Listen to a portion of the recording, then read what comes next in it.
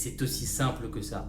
Au début, on porte des vêtements parce qu'on a l'impression que ça va nous donner un genre. Et puis finalement, on commence à développer les habitudes de ce genre-là. Et on devient cette personne-là. Et ça devient logique de porter ces vêtements. N'attendez pas de devenir la personne qui doit porter les vêtements pour les faire. Portez les vêtements pour devenir cette personne. Parfois, il faut juste paraître et finir. Paraître. On croit souvent que bien s'habiller, c'est forcément mettre un costume. C'est faux. L'important, c'est pas le costume.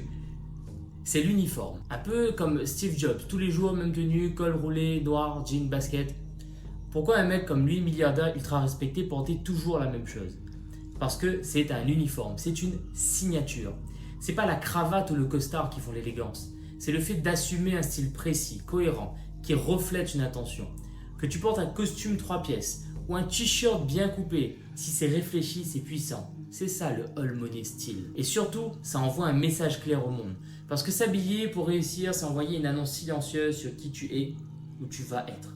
Et le monde réagit à ça. Et ça change tout.